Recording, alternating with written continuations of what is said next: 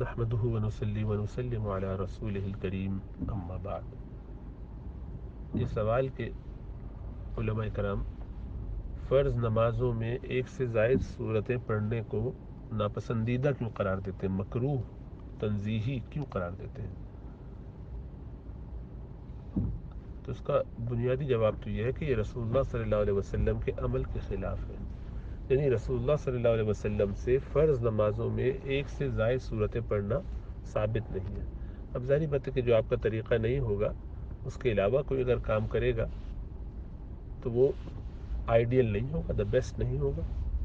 ناپسندیدہ کا مطلب کوئی اتنا ہے، کوئی گناہ نہیں ہے اس میں، کوئی ایسی بات نہیں ہے کہ جس سے پریشانی ہوئی جائے۔ کسی کو پڑھنے کا اس کے باوجود شوق ہو تو وہ کر سکتا ہے، لیکن فرض نمازوں میں بالخصوص چونکہ مردوں کے لیے امامت اس میں ہوتی ہے، جماعت کے ساتھ پڑھی جاتی ہے، تو اس میں ایک ہی صورت پڑھی جاتی ہے تاکہ مقتدیوں کے لیے پریشانی اور مشقت نہ ہو۔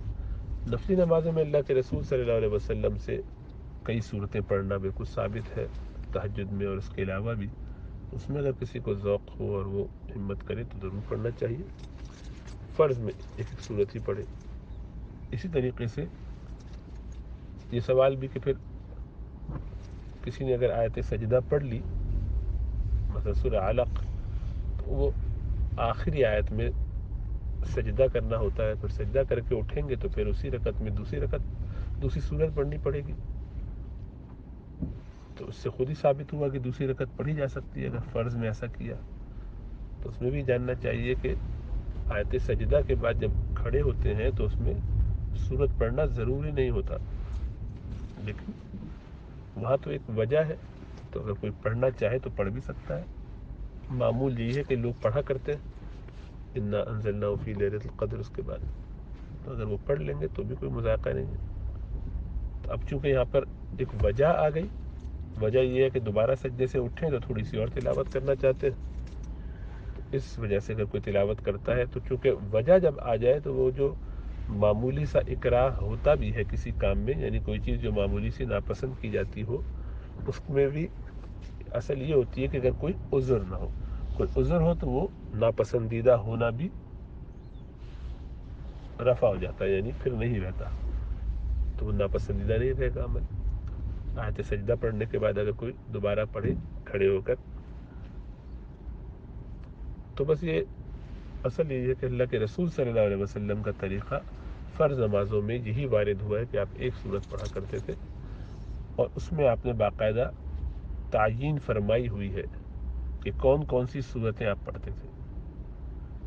اللہ کے رسول صلی اللہ علیہ وسلم سے پانچوں نمازوں کے بارے میں صورتیں متعین طور پر معلوم ہے کہ آپ کون کون سی صورتیں پڑھنے کا اہتمام فرماتے تھے۔ تو وہ سورہ حجرات سے لے کر اور سورہ انشقاق تک یہ صورتیں آپ فجر کی نماز میں اور ظہر کی نماز میں پڑھا کرتے تھے۔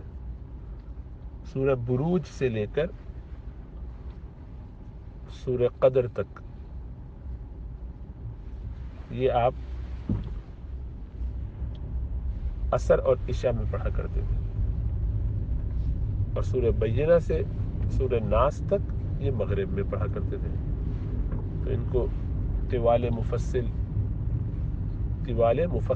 اور اوساط مفصل اور قصار مفصل کہا جاتا ہے۔ ان کی تفصیلات کتابوں میں مل جائے گی احادیث کی۔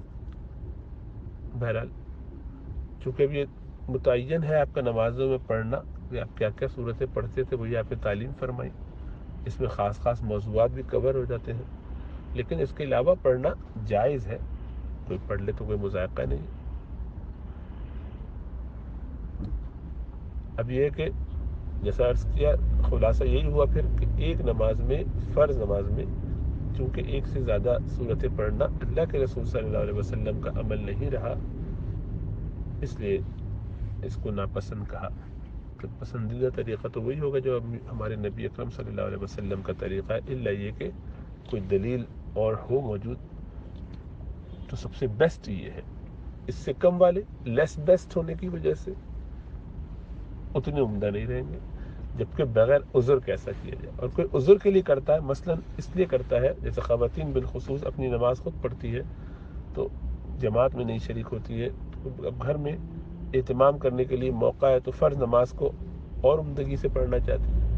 پھر یہ کہ مرد حضرات کو چونکہ امام کے ساتھ نماز پڑھنی ہوتی ہے اور امام کی تلاوت عموماً بہت زیادہ خوش الحانی کے ساتھ ہوتی ہے، بہت ہی اچھے انداز سے وہ پڑھتے ہیں اور تجوید کا بھی اہتمام ہوتا ہے، رعایت ہوتی ہے.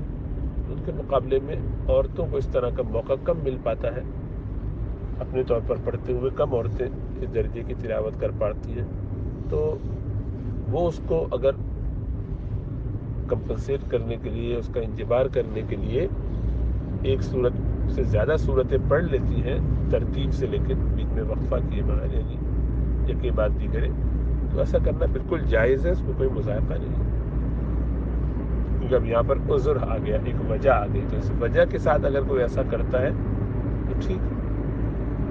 لیکن کوئی اس کو زیادہ افضل سمجھ کے، زیادہ سنت کے قریب سمجھ کے کرتا ہے تو پھر یہ مناسب بات نہیں ہے، بلکہ اس کو سمجھنا چاہیے کہ میں اپنی نماز میں بہتری لانے کے لیے ذرا چند اور صورتیں پڑھ لوں، کیونکہ ذہن ادھر ادھر بھٹک رہا تھا. پہلی صورت پڑھی تھی تو ابھی اور بھی پڑھ لیتے ہیں. اس میں انشاء اللہ تعالیٰ بالکل کر سکتے ہیں.